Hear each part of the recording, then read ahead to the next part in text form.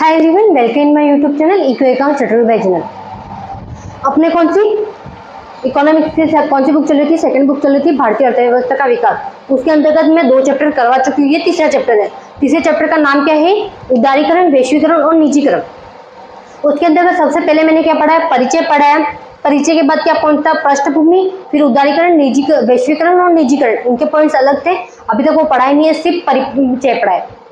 परिचय के अंतर्गत क्या करवाया मैंने? एक स्टोरी सुनाई थी तुम लोगों को, वो स्टोरी भी रियल है। उस टाइम की अर्थव्यवस्था क्या थी, क्या कौन कौन से प्रॉब्लम सामने आ रही थी, ये सब मैं बता चुकी हूँ। अब अपना कौन सा टॉपिक है आज? पृष्ठभूमि। पृष्ठभूमि के अंतर्गत सबसे पहला पॉइंट देखते अपन। 1980 के दशक में अर्थव्यवस्था में अनुशासन प्रबंधन था। जो प्रबंधन था वो क्या था? सही तरीके से नहीं था, अर्थव्यवस्था सही तरीके से नहीं चल रही थी। मैं तुम लोगों को ये पहले ही बता चुकी हूँ, क्या क्या रीजन थे वो भी बता दिए मैंने।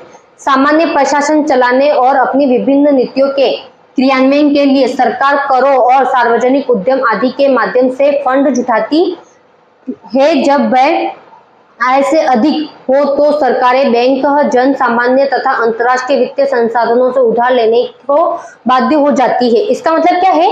जो गवर्नमेंट है अभी भी टैक्स तो लेती है ना। टैक्स लेती है, क्यों लेती है गवर्नमेंट अपन से? क्यों लेती है? किस रीजन से लेती है? ताकि उनके जो सार्वजनिक उद्यम है, जो भी सार्वजनिक तौर पे जो तरीके से चल रहे हैं, जो अपन पेट्रोल मंगवा रहे हैं दूसरे देशों से जो चीजें मंगवा रहे हैं, अपने देश में जो सुधार करना है, सड़क बनवानी है, कुछ और काम करने हैं, तो अपन किससे, गवर्नमेंट किससे करेगी? जो अपन से टैक्स लिया है उसी से करने वाली है। अब उससे करेगी तो वो टैक्स किसके आधार पर लेगी? सरकार। जो लोग ज्यादा अमीर होंगे उनसे ज्यादा टैक्स लेगी, जो कम लोग अमीर होंगे उनसे कम टैक्स लेगी। उनकी मतलब जो इनकम है, इनकम पे बेसिस पे क्या लेगी? किसके बेसिस पे लेती है? इनकम के बेस। आधार किसका होता है? इनकम होती है। इनकम की बेस पे क्या लेता है? टैक्स लेती है गवर्नमेंट, लेती है। और किनसे लेती है? अपन से लेती है, मतलब जन सामान्य जो लोग होते हैं उनसे लेती है। फिर जब व्यय आय से अधिक होता है, आय से अधिक होता है व्यय, क्या होता है? व्यय मतलब जो अपन खर्चा कर रहे हैं वो ज्यादा है, और अपनी आय, जैसे तुम्हारे 50,000, तुम्हारे मम्मी पापा कितने 50,000 कमाते हैं, बट तुम्हारे मंथ का खर्चा हो जाता है 80,000 रुपए, तो क्या हो गया? इनकम कम और खर्चे ज्यादा हो गए।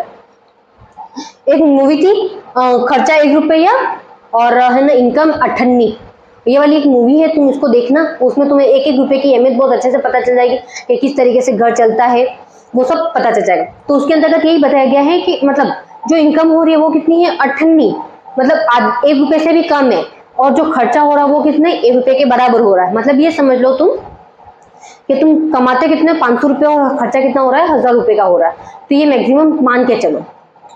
तो क्या कर रहे हैं? व्यय क्या हो रहे हैं? ज्यादा हो रहे हैं, और आय क्या है? कम हो रही है। अधिक हो तो सरकार क्या करेगी? उस टाइम सरकार क्या करेगी? मतलब उनको क्या? टैक्स कम मिल रहे हैं, और जो वो दूसरे देशों से सामान मंगवा रही है वो सब किस ज्यादा रेटों पे मंगवा रही है, ज्यादा पैसे खर्च हो रहे हैं उसके पीछे, तो सब कुछ क्या हो रहा है? ज्यादा हो रहा है। टैक्स क्या मिल रहा है? कम मिल रहा है। टैक्स क्या मिल रहा है? कम मिल रहा है। और जो खर्च वह हो रहा है, एक्सपेंडिचर हो रहा है, वो क्या हो रहा है? ज्यादा हो रहा है। किस पे हो रहा है? जो अपन सामान मंगवा रहे हैं उस पर ज्यादा हो रहा है। तो जन सामान्य तथा अंतरराष्ट्रीय वित्तीय संस्थाओं, या तो जन सामान्य, जो सामान्य बैंक होंगे वो किससे?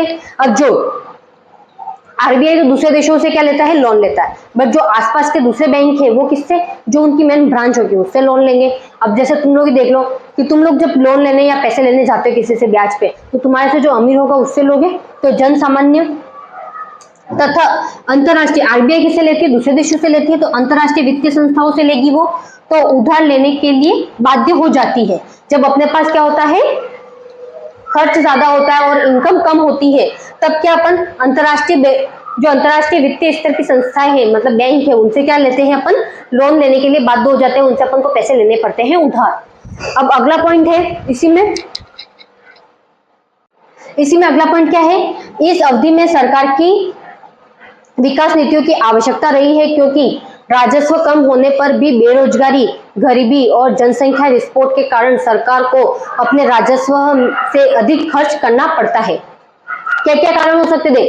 देखो अवधि क्या है? इस अवधि में सरकार की विकास नीतियां, जो गवर्नमेंट विकास कर रही है, जैसे सड़कें बनवा रही है, अभी 5G आ गया तो 5G के लिए क्या किया उन्होंने, जो नल मतलब उनके लिए पाइप बिछाए, उसके बाद नल के लिए की सुविधा, बिजली के लिए की। तो ये क्या थी, उनकी नीतियां थी किसके लिए ये करेंगे। अभी 100 रुपए यहाँ पर सॉरी 100 यूनिट फ्री कर दिया गया है, तो क्या किया उससे गवर्नमेंट को क्या हो रहा, लॉस हो रहा, प्रॉफिट हो रहा, क्या हो रहा, लॉस ही हो रहा है। उनको नीतियां लागू की उनको उन्होंने, पर क्या हो रहा है, उनको लॉस हो रहा है। आवश्यकता नहीं रही, आवश्यकता रही है नीतियों को क्या करना है, विकास करने के लिए क्या हुई, आवश्यकता रही, क्योंकि राजस्व कम, राजस्व कम का मतलब जो है आय, जो गवर्नमेंट के पास इनकम है, इनकम क्या है, कम है, इनकम क्या है, कम है। कम होने पर भी बेरोजगारी, गरीबी और जनसंख्या विस्फोट, मतलब जनसंख्या विस्फोट का मतलब क्या होता है, ज्यादा जनसंख्या होना, मतलब अभी जितनी अपने भारत की जनसंख्या है उससे क्या बहुत ज्यादा विस्फोट हो जाना, इसका के कारण सरकार को अपने राजस्व में अधिक खर्चा करना पड़ता है। किन किन कारणों से जो राजस्व है, गवर्नमेंट की जो आय है उसमें अधिक खर्चा वह क्यों करना पड़ रहा है। एक तो बेरोजगारी कारण है उनका, दूसरा कारण क्या है, गरीबी है, और तीसरा क्या है, जनसंख्या विस्फोट, मतलब जनसंख्या अधिक, गरीब लोग ज्यादा है और बेरोजगारी है, मतलब उनके पास रोजगार नहीं है। उनके लिए क्या करना पड़ रहा है, गवर्नमेंट को खर्च करना पड़ रहा है। खर्च करने के लिए क्या करेंगे, उनके पास जितनी इनकम होगी उतना यूज करेंगे, नहीं होगी तो वो क्या करेंगे, दूसरे देशों से उधार लेंगे। यही नहीं, सरकार द्वारा चलाए जा रहे कार्यक्रमों पर होने वाले व्ययों के कारण अतिरिक्त राजस्व की प्राप्ति भी नहीं हुई है। क्या है इसका मतलब, सरकार द्वारा चलाए जा रहे कार्यक्रम, कौन चला रही है, गवर्नमेंट कार्यक्रम चला रही है। जैसे मैंने अभी बताया बिजली वाला 100 यूनिट फ्री कर दी, उससे क्या हो रहा है, उन कारणों से क्या हो रहा है, अतिरिक्त कारण है। नहीं है, अपन को पहले भी तो बिजली अवेलेबल हो रही थी, पर इस बार क्या किया है कि 100 यूनिट बिजली फ्री कर दिया। तो ऐसे बहुत सारे घर है जिनके घर में एक ही लाइट चलता है, एक ही पंखा चलता है, उनके तो क्या हो रहा है कि बिजली का बिल ही नहीं आ रहा, जीरो बिल आ रहा है उनके। तो इससे क्या हुआ, अतिरिक्त था, ये लगाने की नहीं जरूरत थी, बिना लगाए भी है ना लोग यूज कर ही रहे थे। तो क्या हो गया, इससे राजस्व की प्राप्ति नहीं हो पा रही है। इससे जिनके 100 यूनिट बिजली जल रही है उनके क्या हो रही है, उनसे अपन को पैसे नहीं मिल रहे, वो पैसे अपने पे क्या हो रहा है, कर्जे के तौर पर चढ़ रहे हैं। इसकी आवश्यकता थी कि सरकार अपने बचे हुए राजस्व का बहुत ही सोच विचार कर प्रयोग करती है। इसके लिए क्या आवश्यकता पड़ेगी कि सरकार जो नीतियां लागू करे वो उन सबको क्या करे, सोच समझ कर करे, ताकि उनका जो व्यय राजस्व राजस्व जो खर्च हो रहा है वो सोच समझ कर विचार करके वो खर्च करे, ताकि ऐसी स्थिति ना आए जैसे पहले स्थिति हो गई थी कि 15 दिन तक भी ऐसा नहीं था कि अपन पेट्रोलियम बाहर की चीजें जो जो मंगवा रहे थे इंपोर्टेंट वो चीजें मंगवा सके। तो वैसी स्थिति भी नहीं हो जाए, इसलिए उनको क्या करना चाहिए, सोच समझ कर नीतियां लागू करनी चाहिए और वैसे ही खर्च करना चाहिए राजस्व को। बढ़ते हुए खर्चों की पूर्ति के लिए सार्वजनिक उद्यमों में भी अधिक आय अर्जित नहीं हो पा रही थी। उस टाइम क्या था, बढ़ते हुए खर्चे, जो खर्चे तो बहुत ज्यादा हो रहे थे, उनकी पूर्ति मतलब उनको पूरा किया जा रहा था, जो जो खर्चे हो रहे थे उनको पूरा करने के चक्कर में क्या हो रहा था, जो सार्वजनिक उद्यम थे, सार्वजनिक उद्यमों से भी अधिक आय अर्जित नहीं हो पा रही थी। मतलब जो खर्चे हो रहे थे उन खर्चों को पूरा करने में ही सारा पैसा चला जा रहा था, और जो सार्वजनिक उद्यम जो थे, मतलब सार्वजनिक जो फैक्ट्रियां थी, उनसे भी क्या हो रहा था, अधिक आय प्राप्त नहीं हो पा रही थी। कई बार तो अंतरराष्ट्रीय संस्थाओं तथा अन्य देशों से उधार ली गई विदेशी मुद्रा को उपयोग कार्यों पर ही खर्च कर दिया जाता था। क्या किया गया, बहुत बार अंतरराष्ट्रीय संस्थाओं मतलब जो दूसरे बैंकों से क्या किया गया, जो पैसे लिए गए उधार ली गई विदेशी मुद्रा, जो जो अमाउंट लिया गया उसका कहाँ उपयोग किया गया, वो जो उपयोग था उनके कार्यों में ही किया गया। मतलब पेट्रोल मंगवाता था, पेट्रोल तक डीजल तक मुनी तक किया गया, उसके आगे तो हो ही नहीं पाया। जो जो विकास की नीतियां थी, जिस उद्देश्य से अपन ने पैसे लिए थे वो अपन उद्देश्य ही पूरा नहीं कर पाए। अपन ने कितना उद्देश्य पूरा किया, जो खर्चा था, जो अपन को इनकम की मतलब जो जो अपन को चीजें मंगवाने की जरूरत थी उतना भी नहीं मंगवा रहे थे, उस टाइम वैसी कंडीशन हो गई थी। तब क्या करना पड़ेगा गवर्नमेंट को, इन सबको सुधारने के लिए, इन सब चीजों को सुधारने के लिए सही तरीके से सोच समझ के पैसे यूज करना, जो नीतियां लागू कर रहे हैं वो क्यों कर रहे हैं वो सब ध्यान से करना। और इसी वजह से अभी क्या है, अपन 1 साल तक भी सामान मंगवा सकते हैं, मतलब मैक्सिमम तुम सोच लो कि 8 मंथ तक तो अपन मंगवा ही सकते, इतनी है अभी अपने पास इनकम, राजस्व कोष इतना है अभी। बट पहले की स्थिति क्या थी, बहुत ज्यादा खराब हो गई थी। ये पॉइंट देख लो, उसके बाद आगे वाले करवाते हैं, स्क्रीनशॉट ले लो, ले लिया होगा स्क्रीनशॉट।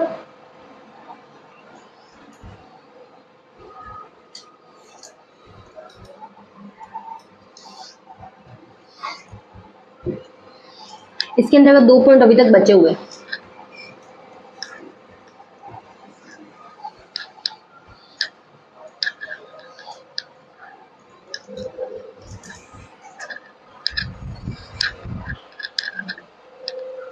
मैं बोल रही हूँ वो लिख लेना तुम लोग, मैं बोर्ड पे लिखवाती भी जा रही हूँ साथ में, ठीक है।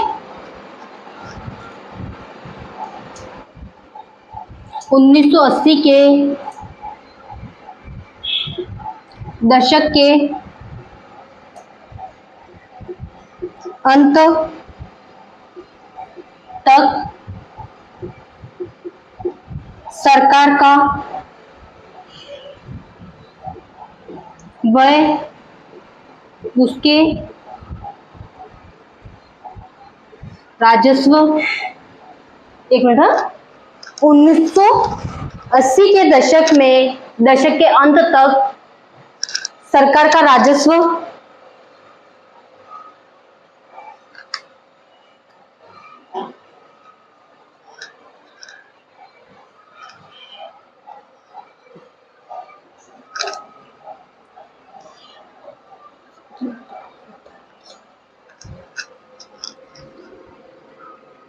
इतना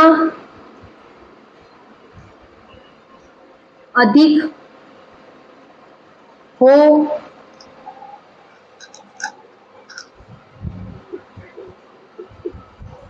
गया था कि ऋण के द्वारा, इतना अधिक हो गया था कि ऋण के द्वारा वह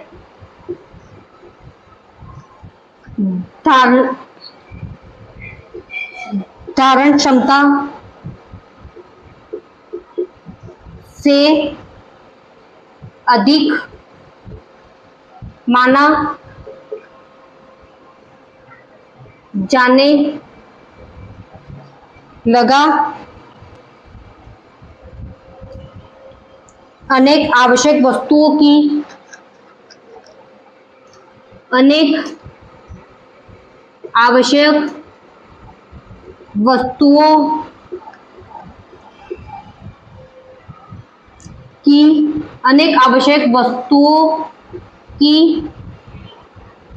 कीमतों में तेजी से बढ़ने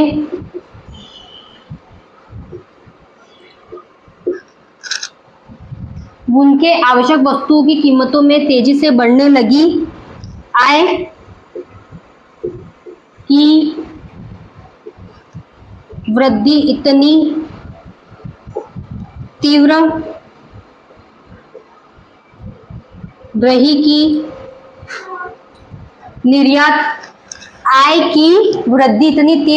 कि निर्यात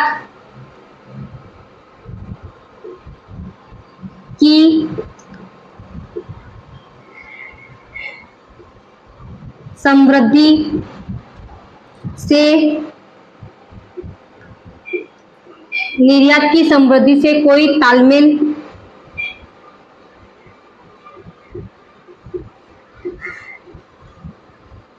नहीं हो पा रहा था। इसका अर्थ क्या है? 1980 के दशक तक या 1980 के दशक तक, 1980 के दशक के अंत तक, मतलब 1980 का दशक क्या हो गया था, खत्म हो चुका था। अपन ने पहले ही पढ़ चुके, अपन कितने तक पढ़ चुके, 1950 से 1990 पढ़ा था, उसमें क्या क्या था वो भी देख लिया था। अब ये जब समस्या थी, कब तक, 80 तक तो बहुत अच्छे से चल रहा था, कब तक, 1980 तक तो बहुत अच्छे से चल रहा था। उसके बाद ये जब खत्म हुआ, उसके बाद कौन कौन सी समस्या आई, कौन कौन सी समस्या आना शुरू हुआ, वो अपन पढ़ रहे। अंत तक सरकार का व्यय उसके राजस्व से कितनी, उसकी आय जो थी उससे क्या हो गया था, बहुत ज्यादा अधिक हो गया था कि ऋण के द्वारा वह धारण क्षमता, ऋण अपन ने जो लोन लिया था, क्या लिया था, लोन। ऋण का मतलब क्या है, लोन। जो अपन ने ऋण लिया था वह धारण क्षमता से अधिक माना जाने लगा। क्या माना जाने लगा? वह धारण, जो अपन वह धारण कर रहे हैं उसकी क्षमता, वह इसका मतलब कि अपन ने जो ऋण लिया उस पर जो खर्चा करेंगे, अब अपना क्या है, खर्चा तो है ही है, एक्सपेंडिचर तो है ही है कि अपन को इतना पेट्रोल मंगवाना, ये सारी चीजें है ही है। तो उसकी जो क्षमता थी वो किससे अधिक मानी गई, जो ऋण अपन ने लिया है। जैसे तुम लोगों ने कितने 70,000 का लोन लिया है या 70 लाख का लोन, मान लो 70 लाख का लोन लिया है, और तुम्हें जरूरत कितनी की थी, एक 100 लाख की थी, 100 लाख की थी, मतलब 1 करोड़ की जरूरत थी। तो तुम लोगों ने क्या किया, लिया इतना ही, और कितनी जरूरत इतनी थी। तो अब तुम लोग सोचो, तुम लोग काम कर पाओगे सही से, काम नहीं हो पाएगा। तो मतलब क्या था, वह इतना था, और अपन ने जो लोन लिया वो कितना था, लोन इतना ही था। तो उसकी क्षमता अधिक माने जाने लगा।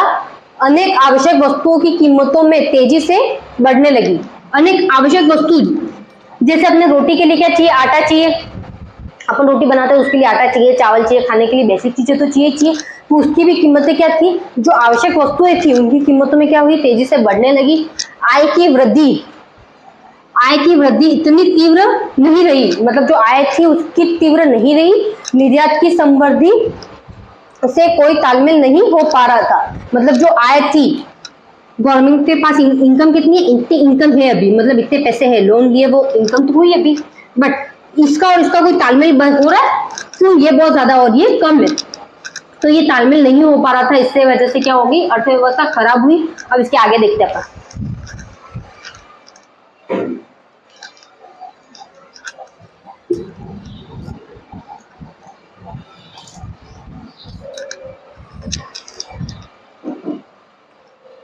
ये कौन सा पॉइंट था, 8वां पॉइंट था।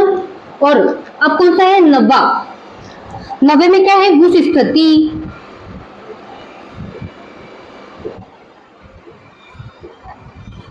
में भारत ने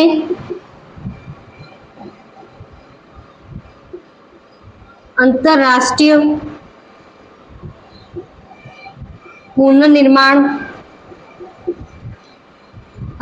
पुनर्निर्माण और विकास बैंक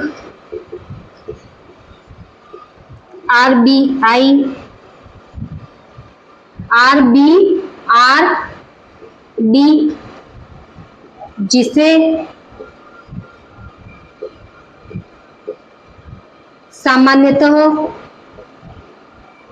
विश्व बैंक के नाम से भी क्या है, उस स्थिति में भारत में अंतरराष्ट्रीय पुनर्निर्माण और विकास बैंक आरबीआरडी, जिसे सामान्यतः विश्व बैंक के नाम से भी जाना जाता है, और अंतरराष्ट्रीय मुद्रा कोष का दरवाजा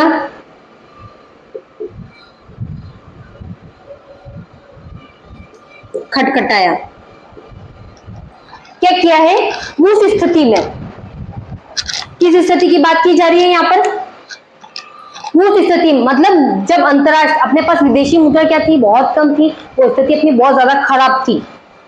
जो अपने पास राजस्व, जो इनकम थी वो बहुत ज्यादा कम थी, खर्च ज्यादा थे। तो उस टाइम क्या हो गया, अंतरराष्ट्रीय पुनर्निर्माण और विकास बैंक आरबीआरडी, जिसने सामान्यतः विश्व बैंक कहते हैं। कौन सा, विश्व बैंक।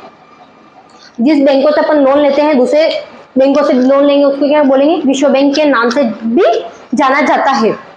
किसको जाना जाता है, विकास बैंक या अंतरराष्ट्रीय पुनर्निर्माण को किस नाम से जाना जाता है, विश्व बैंक। और अंतरराष्ट्रीय मुद्रा का क्या कर किया उन्होंने, मुद्रा कोष, यहाँ पे कोष है, मुद्रा कोष का दरवाजा खटखटाया। मतलब जहां से अपन अंतरराष्ट्रीय तौर पर पैसे लेते हैं, उनका क्या किया, दरवाजा खटखटाया, मतलब उनसे क्या किया, लोन मांगने गए। अब आगे पढ़ते हैं, 9वां पॉइंट है, उस समय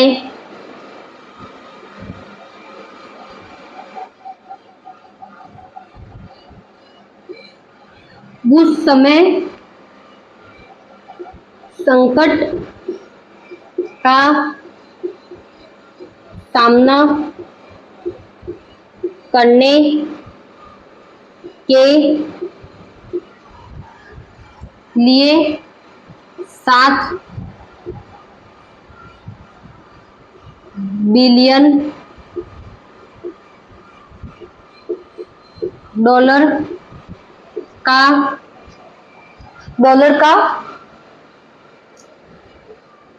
कर्ज मिला। उस समय ऐसी स्थिति हो गई थी, उस टाइम कितना लोन मिला अपन को? 7 बिलियन डॉलर का क्या मिला है अपन को? लोन मिला। और ये लोन भी कितने दिन चला? अपने 15 दिन चले, उतनी भी स्थिति नहीं थी उस टाइम। याद रखना ये चीज, ये जो 7 बिलियन डॉलर तुम्हें दिख रहा है वो कर्ज इतना ही मिला था। इतना भी नहीं मिला कि इसका खर्च होते इतना खर्च हो गया कि 15 दिन, एक महीने में ऐसी स्थिति आ गई थी कि 15 दिन भी खर्च करे उतना नहीं बचा था उस टाइम। फिर वापस अलग से नीतियां खोजी गई। फिर उसमें क्या किया गया, जो आरबीआई के पास जो सोना था, गोल्ड था, उसको बेच दिया। दूसरे देशों में क्या किया, बेचा नहीं, सॉरी गिरवी रखा। गिरवी रखने के बाद उनसे पैसा है, उन पैसों का यूज किया गया। फिर वो भी ज्यादा टाइम तक नहीं चला। उस टाइम क्या हो गया था, देश पूरा ही खोखला हो चुका था, मतलब देश के पास कुछ भी नहीं बचा था, ऐसी स्थिति आ गई थी।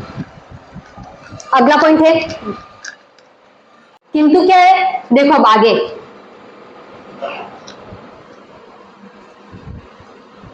किंतु इस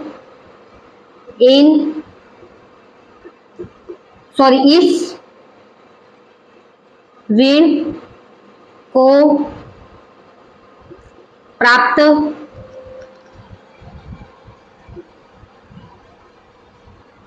करने के लिए इन संस्थाओं ने कुछ शर्तें भारत सरकार पर लगाई, जैसे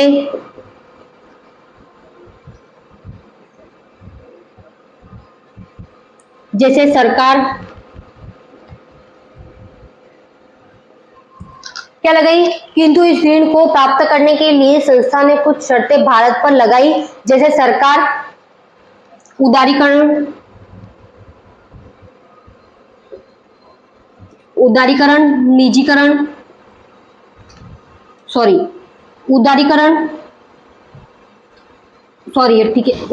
करेगा, निजी क्षेत्र पर लगाए गए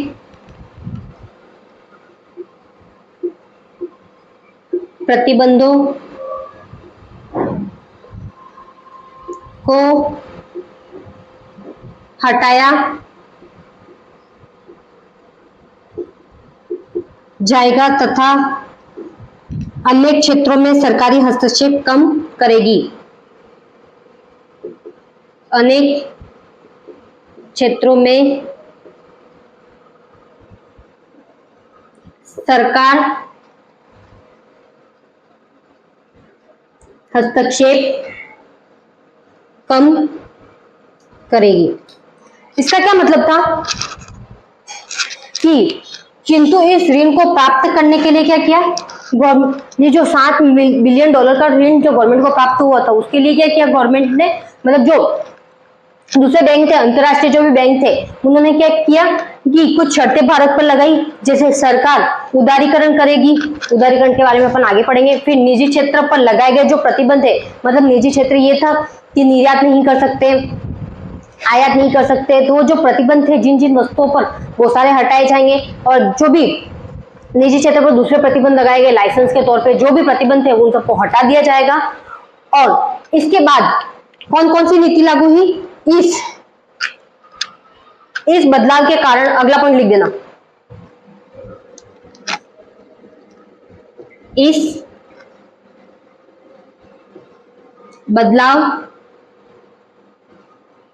के कारण, उदारीकरण,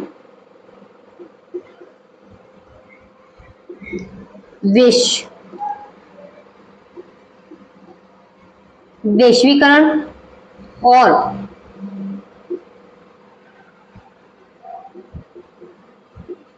निजीकरण को लागू किया गया। तो हो गया ये किसके कारण लागू किया गया है? इस बदलाव के कारण कौन कौन से ये जो शर्तें थोपी गई थी उसके कारण क्या किया? उदारीकरण, वैश्वीकरण और निजीकरण को क्या क्या लागू किया गया। अब जो ये पृष्ठभूमि वाला जो अपना टॉपिक था वो आज कंप्लीट हो चुका है। तुम लोगों को अच्छे से समझ में आ चुका होगा। नहीं समझ में आया तो मेरे को वापस बोल देना, मैं तुम लोगों को वापस से समझा दूंगी। इसमें और कुछ नहीं है, जो अपन ने ऋण लिया था तो किन किन शर्तों पर लिया, शर्तों के चेंज होने से कौन कौन सा है, उदारीकरण, वैश्वीकरण और निजीकरण आए। अब उसको किस तरीके से आगे करेंगे वो अपन कल देखेंगे। उदारीकरण के बारे में अपन कल पढ़ेंगे, फिर वैश्वीकरण, फिर निजीकरण के बारे में पढ़ेंगे।